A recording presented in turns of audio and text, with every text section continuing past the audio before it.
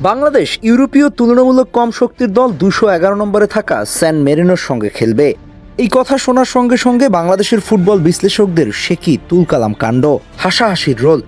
কিন্তু তাদের একটা সহজ প্রশ্ন করি, সবসময় র্যাঙ্কিং দিয়েই কি নিজেদের বিচার করি, নাকি আসল গল্পটা লুকিয়ে থাকে মাঠের পারফরমেন্স, উন্নতি আর ধারাবাহিকতায়?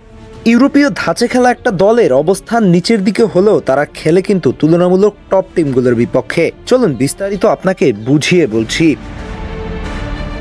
তবুও সান মেরিনোর ভৌগোলিক অবস্থান কোথায় জানেন আপনি? এটি ইতালি দ্বারা পরিবেষ্টিত, উইফার অন্তর্ভুক্ত একটি দেশ। একসময় তাদের সর্বোচ্চ র্যাঙ্কিং ছিল 118তম। বাংলাদেশ ফুটবল এখন ধীরে ধীরে একটা পরিবর্তনের পথে হাঁটছে। হয়তো এখনো বড় মঞ্চে আমাদের অবস্থান সবার নজরে পড়ার মতো না, কিন্তু ভেতরে ভেতরে তৈরি হচ্ছে একটা নতুন ভিত্তি। তরুণ খেলোয়াড়দের আত্মবিশ্বাস, বিদেশি লিগে খেলার অভিজ্ঞতা আর কোচিং স্টাফের আধুনিক চিন্তাধারা সব মিলিয়ে একটা ইতিবাচক সিগন্যাল স্পষ্ট। স্যান মেরিনোর মতো দলগুলোর সাথে তুলনা টানলে অনেকেই হতাশার গল্প বলেন, কিন্তু বাস্তবতা হলো প্রতিটি দলের যাত্রা আলাদা।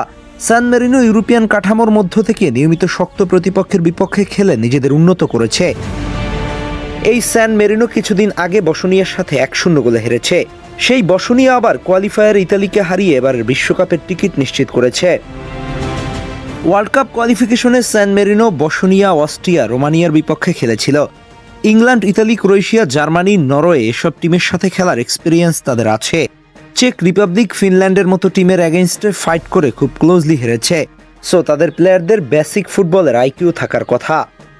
আমাদেরও সেই পথেই ধীরে ধীরে এগোতে হবে, ধৈর্য ধরে, পরিকল্পনা নিয়ে।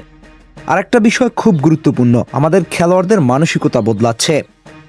আগে যেখানে বড় দলের বিপক্ষে নামলেই চাপ কাজ করত, এখন সেখানে লড়াই করার মানসিকতা তৈরি হচ্ছে। হারলেও লড়াইটা চোখে পড়ছে, আর এটাই ভবিষ্যতের জন্য সবচেয়ে বড় পজিটিভ দিক। সেক্ষেত্রে স্যান মেরিনোর বিপক্ষে আপাতত শুরুটা করুক বাংলাদেশ। পাশাপাশি র্যাঙ্কিং কখনো চূড়ান্ত সত্য না, এটা শুধু একটা সংখ্যা।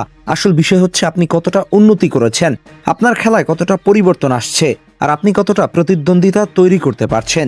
এই জায়গাগুলোতেই এখন বাংলাদেশ এগোচ্ছে, ধীরে হলেও নিশ্চিতভাবে। সবশেষে একটা কথাই বলা যায়, সমালোচনা থাকবে, তুলনা থাকবে, কিন্তু তার মাঝেই খুঁজে নিতে হবে আশার আলো। কারণ একটা দল রাতারাতি তৈরি হয় না, সময়, পরিশ্রম আর সঠিক পরিকল্পনার সমন্বয়ে গড়ে ওঠে সফলতা। আর সেই পথেই এখন হাঁটছে বাংলাদেশের ফুটবল। সুতরাং এই মুহূর্তে এসে আমরা যে ইউরোপীয় একটা টিমের সাথে খেলছি, এই ব্যাপারটা এনজয় করা উচিত। আপনারাও কি তাই মনে করেন? আহমেদ হাসনাইন খান, টিম স্পোর্টস।